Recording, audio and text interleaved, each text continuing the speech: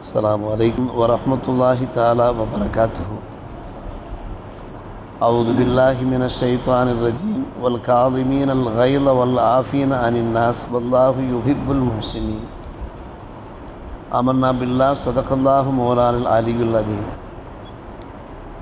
கோபத்தை வென்று விழுங்கக்கூடியவர்கள், மக்களை மன்னிக்கின்றவர்கள், இவர்கள் போன்ற நல்லுள்ளம் படைத்தவர்களை அல்லாஹ் நேசிக்கிறான் என்பது இந்த வசனத்தின் பொருள். கோபத்தை மென்று விழுங்கக்கூடியவர்கள், மக்களை மன்னிப்பவர்கள், இவர்கள் போன்ற நல்லுள்ளங்கள் படைத்தவர்களை அல்லாஹ் நேசிக்கிறான் என்ற அற்புத வசனம் ஆல இம்ரான் அத்தியாயத்தில் 133ஆம் வசனமாக இடம்பெற்றிருக்கிறது. மன்னிக்கின்ற மனப்பான்மை முஸ்லிம்களிலே ஒவ்வொருவருக்கும் வேண்டும். பல சந்தர்ப்பங்களிலே குடும்பத்தினருக்கு மத்தியிலே கருத்து வேறுபாடுகள், மனக்கசப்புகள் ஏற்படுகின்றன. அதை மனதிலேயே வைத்து கொண்டிருக்கக்கூடாது. இயன்ற மட்டும் வெகு சீக்கிரமாக நாம் மன்னித்து விட வேண்டும். அதை அல்லாஹ் விரும்புகிறான். சௌஜன்யமாக ஆய்விட வேண்டும். ஒருவரோடு ஒருவர் ஒத்துப்போக வேண்டும். நல்லிணக்கத்தோடு வாழ வேண்டும் என்பது நாயனின் விருப்பமாக இருக்கிறது. இந்த ஆயத்தை அடிப்படையாக வைத்து ஒரு நிகழ்ச்சி நிகழ்ந்தது பெருமானார் ரசூலே கரீம் ஸல்லல்லாஹு அலைஹி வஸல்லம் காலகட்டத்தில். அலி இப்னு ஹுசைன் ரலியல்லாஹு அன்ஹு அவர்களுடைய பணிப்பெண் அலி இப்னு ஹுசைன் ரலியல்லாஹு அன்ஹு அவர்கள் ஒழுவெடுத்து கொண்டிருக்கிறார்கள். அவருடைய பணிப்பெண் ஒழுவெடுப்பதற்காக வேண்டி கேத்தல் இருக்கக்கூடிய தண்ணீரை ஊற்றி கொண்டிருக்கிறார். எதிர்பாராமல் அந்த கேத்தல் அலி இப்னு ஹுசைன் ரலியல்லாஹு அன்ஹுடைய முகத்திலே விழுந்து முகத்தை காயப்படுத்தி விடுகிறது. அலி இப்னு ஹுசைன் ரலியல்லாஹு அன்ஹு அவர்கள் தலையை உயர்த்தி பார்க்கிறார்கள். தலையை உயர்த்துவதிலிருந்து அந்த பணிப்பெண் புரிந்து கொள்கிறார்கள், தம்முடைய எஜமான் தம் மீது கோபமாக இருக்கிறார்கள். அந்த பணிப்பெண் உடனடியாக இந்த வசனத்தை ஓதி காண்பித்தார்கள். வீட்டில் இருக்கக்கூடிய பணிப்பெண்கள் கூட, வேலைக்கார பெண்மணிகளும் கூட குர்ஆனுடைய வசனங்களை மனனம் செய்திருந்தார்கள். வேலைக்காரர்களாக இருக்கிறார்கள் என்பதற்காக வேண்டி மார்க்கத்தோடு அவர்கள் தொடர்பில் இல்லாமல் இல்லை. உடனடியாக இந்த வசனத்தை, இப்போது நாம் வாசித்த வசனத்தை ஓதி காண்பித்தார்கள். வல் காதிமீனல் கைல என்றார்கள். கோபத்தை மென்று விழுங்கக்கூடியவர்கள். தம்முடைய எஜமான் கோபமாக இருக்கிறார் என்பதை உணர்ந்து கொண்ட அந்த அம்மணி அந்த வசனத்தை ஓதுகிறார்கள். இதை கேட்ட மாத்திரத்தில் அலி இப்னு ஹுசைன் ரலியல்லாஹு அன்ஹுடைய மனம் மாறுகிறது.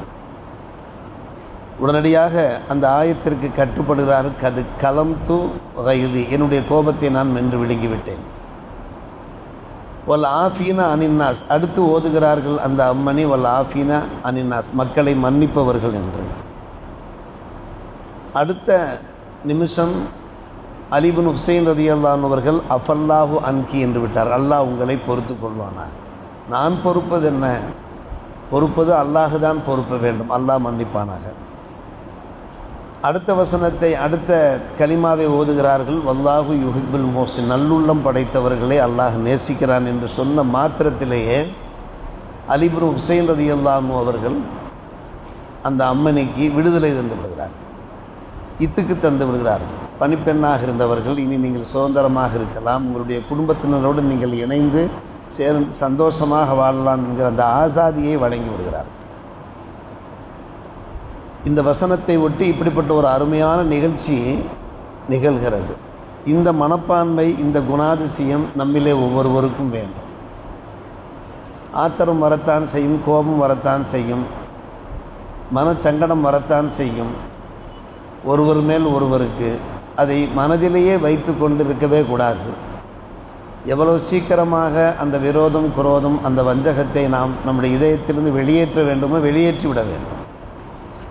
பெருமானார் ரசூலே கரீம் ஸல்லல்லாஹு அலைஹி வஸல்லம் அவர்கள் அது பற்றி நமக்கு போதனை புரிந்திருக்கிறார்கள். நாம் அறியாத ஒரு விஷயம் அல்ல. ஹதீஸிலே வந்திருக்கிறது. மா நக்ஸத் சதகத்தும் மின் மால், முதலாவது விஷயமாக சொன்னார்கள், சதக்கா தருவதனால் நம்முடைய செல்வம் குறைந்து விடாது. தர்மம் செய்வதனால் நம்முடைய செல்வம் குறைந்து விடாது, செல்வத்தில் பரக்கத்து தான் உண்டாகும். இந்த நம்பிக்கை நம்மிலே ஒவ்வொருவருக்குமே இருக்கிறது.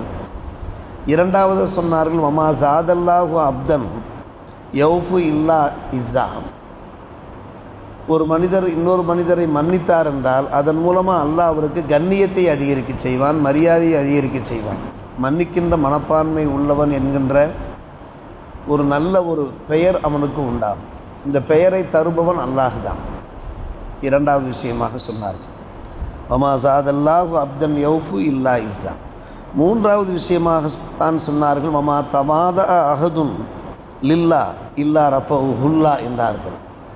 அல்லாஹுக்காக வேண்டி ஒருவர் பணிவோடு நடந்து கொண்டார் என்றால், தவாதோடு நடந்து கொண்டார் என்றால் அல்லாஹ் அவருடைய தரஜாக்களை உயர்த்துவான் என்று மூன்றாவது விஷயமாக பெருமானார் ரசூலே கரீம் ஸல்லல்லாஹு அலைஹி வஸல்லம் எடுத்துரைத்தார்.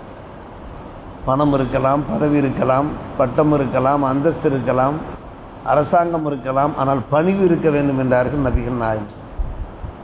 எத்தனை தகுதிகள் நம்மிடத்தில் இருந்த போதும் கூட உயர்ந்த அம்சமாகிய இந்த பணிவு முக்கியமாக இருக்க வேண்டும் என்பதை உணர்த்திருக்கிறார். இந்த மூன்று அம்சங்களையும் நாம் நம்முடைய வாழ்க்கையிலே கடைபிடிக்க வேண்டியிருக்கிறது. அந்த மூன்றிலே முக்கியமான ஒரு அம்சமாகத்தான் பெருமானார் ரசூலே கரீம் ஸல்லல்லாஹு அலைஹி வஸல்லம் சொன்னார்கள், மன்னிக்கின்ற மனப்பான்மை வேண்டும். அப்படி மன்னித்து வாழ்ந்தீர்கள் என்றால் அல்லாஹ் உங்களுடைய அந்தஸ்தை உயர்த்துவான், உங்களுக்கு கண்ணியத்தை சேர்ப்பான் என்கிற அந்த விஷயம். பெருமானார் ரசூலே கரீம் ஸல்லல்லாஹு அலைஹி வஸல்லம் அவர்கள் படாத வேதனைகளையா நாம் பற்றுவிடப் போகிறோம்? சொல்லன்னா துயரங்களுக்கு அவர்கள் ஆளாகி இருக்கிறார்களே, ஆனால் அவர்கள் மன்னித்தார்களா இல்லையா? நாம் அறியாத ஒரு விஷயமல்ல. புனித மக்காவுக்கு செல்லுகின்ற யாத்திரிகர்கள் தாயிஃப் மாநகரம் சென்று வருகிறார்கள். தாயிஃப் மாநகரத்திலே அவர்கள் பட்ட வேதனைகள் சொல்லி மாளாது. அந்த நேரத்திலேயும் கூட ஜப்ரைல் அலைஹிஸ்ஸலாத்து வஸ்ஸலாம் உள்ளிட்ட பலர் இந்த மக்களுக்காக நீங்கள் அல்லாஹ்விடத்தில் அவர்களுக்கு எதிராக துஆ செய்யுங்கள் என்று சொன்னார்கள். இதெல்லாம் இன்றைய மீலாத் நிகழ்ச்சிகளிலே பேசப்படுகின்ற ஒரு முக்கியமான ஒரு விஷயம். பெருமானார் ரசூலே கரீம் ஸல்லல்லாஹு அலைஹி அவர்கள் சொன்ன பதில் என்ன?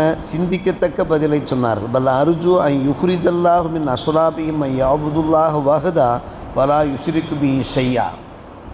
இந்த தாயிஃப் மக்கள் இன்றைக்கு அழிக்கப்பட்டு போய்விட்டார்கள், ஹலாக்காக்கப்பட்டு போய்விட்டார்கள் என்றால் இவர்கள் மூலமாக பிறக்கிற சந்ததிகள் இருக்கிறார்களே, அவர்கள் நல்லவர்களாக இருக்க வாய்ப்பு இருக்கிறது.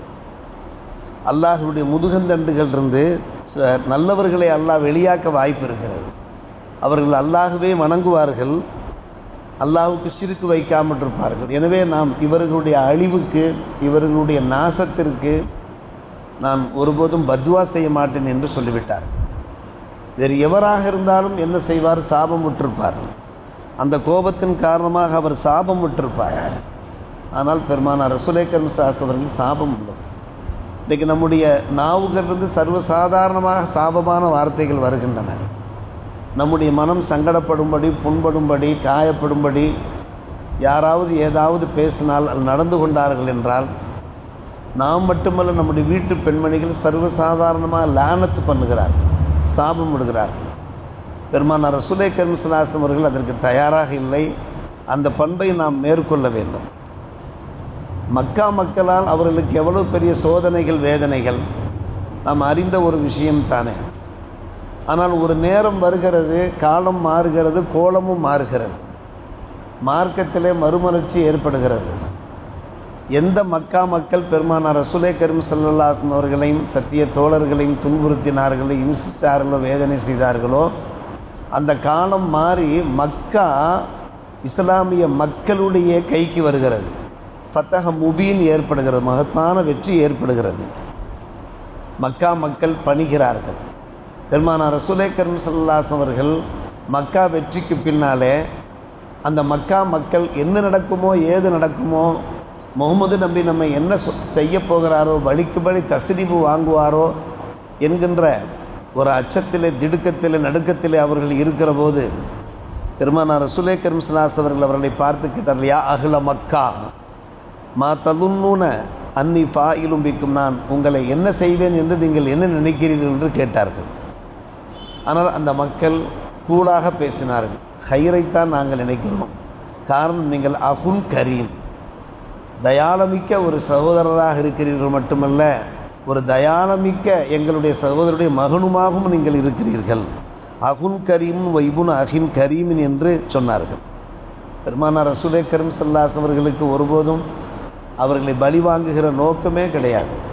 ஒரே வார்த்தையிலே சொன்னார்கள், இதுஹபு ஃபஅன்தும் அத்துலகா என்று சொல்லிவிட்டார். புறப்படுங்கள், நீங்கள் உங்களுடைய வீடுகளுக்கு நீங்கள் செல்லுங்கள், நீங்கள் துலக்காக்களாக இருக்கிறீர்கள், பாவம் மன்னிக்கப்பட்டவர்களாக இருக்கிறீர்கள், எங்களால் உங்களுக்கு எந்த ஒரு வேதனையும் கிடையாது, சங்கடமும் கிடையாது என்று சொல்லி பெருமானார் ரசூலே கரீம் ஸல்லல்லாஹு அலைஹி அவர்கள் அவர்களை அனுப்பிவிட்டதாக நாம் பார்க்கிறோம். இது போன்ற நிகழ்ச்சிகள் ஏராளம் இருக்கின்றன.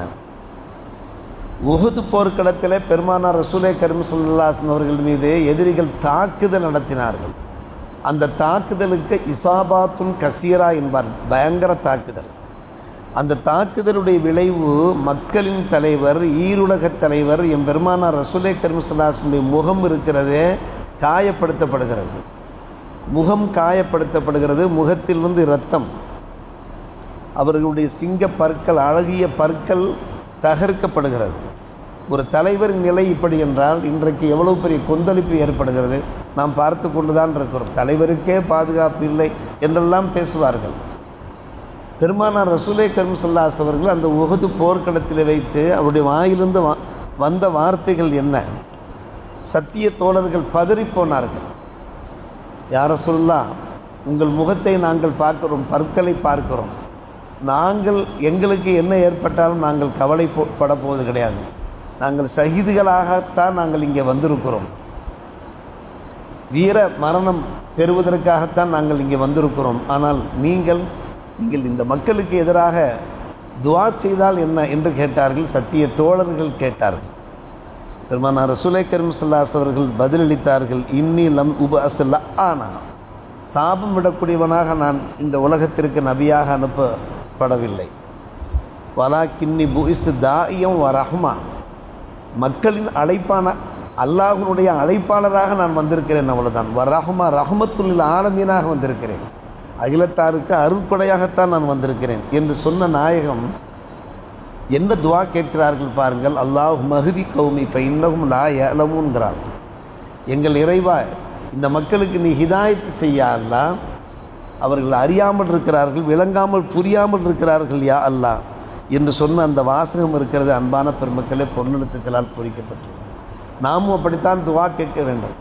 நம்முடைய பிள்ளைகள் ஏதாவது தப்புக்கள் செய்து விடுவார்கள், அண்டை அயலார் ஏதாவது தப்பு செய்வார்கள், நமக்கு சில எதிரிகள் உருவாகுவார்கள், நமக்கே தெரியாமல் சில எதிரிகள் உருவாகுவார்கள், நமக்கு டென்ஷனை உண்டாக்குவார்கள், ஏதாவது டார்ச்சர் கொடுத்து கொண்டே இருப்பார்கள். இரவிலே நிம்மதியாக நம்மால் தூங்க முடியாத ஒரு சூழ்நிலையெல்லாம் ஏற்படும். இல்லாத பொல்லாத குற்றச்சாட்டுகள் எல்லாம் நம்மீது, நம்முடைய பிள்ளைகள் மீது சுமத்துவார்கள். நாம் நிலை குலைகின்ற ஒரு சூழ்நிலையை உண்டாக்குவார்கள். நாம் கேட்க வேண்டிய துஆ, யா அல்லாஹ், இம்மக்களுக்கு நீ ஹிதாயத்து செய்யணும் நாம் கேட்க வேண்டும். அல்லாஹு மஹ்தி லி உம்மத்தி முஹம்மதின் ஸல்லல்லாஹு அலைஹி வஸல்லம், ஹிதாயத்து தான். இப்போ இன்னஹும் லா யஅலமூன், நீங்கள் கேட்டு பாருங்கள், அதற்கு பின்னால் அவர்கள் சரணடைந்து விடுவார்கள். எவ்வளவுக்கு எவ்வளவு உங்களுடைய உள்ளங்களை, இதயங்களை வேதனைப்படுத்தினார்களோ, உங்களுடைய இதயங்களை அவர்கள் பிளக்க பார்த்தார்களோ, அடுத்தடுத்து அவர்கள் நிலைமை மாறாக மாறிவிடும். உங்கள் மீது ஒரு கருணை பார்வையோடு, கனிவான பார்வையோடு பார்ப்பதோடு மட்டுமல்லாமல் உங்களிடத்தில் வந்து சரணாய் என்ன செய்வார்கள்? நான் தப்பு செய்து விட்டேன் நண்பா, தப்பு செய்து விட்டேன், மன்னித்து கொள்ளுங்கள் என்று முன் வருவார்கள். அதற்கு எத்தனையோ எடுத்துக்காட்டுகள் இருக்கிறது. அருமை சகோதரர்களே, பெரியோர்களே, பெருமானார் ரசூலே கரீம் ஸல்லல்லாஹு அலைஹி வஸல்லம் இந்த குலுக்கையா ஆகிய அல் அஃபு வ ஸஃபு என்பார்கள். மன்னிப்பது, மறப்பது. மன்னிப்போம் மறப்போம் என்கின்ற பெருமானாருடைய அந்த குலுக் அஹ்லாக்கை நாம் வாழ்க்கையில் கடைபிடிப்போம். அல்லாஹ் நம் எல்லோருக்கும் அத்தகைய பொறுமை, அஃபு ஸஃபுனுடைய அந்த நற்குணங்களை தந்தருள்வானாக. வாஹிர் தாவானா அல்ஹம்துலில்லாஹி ரப்பில் ஆலமீன்.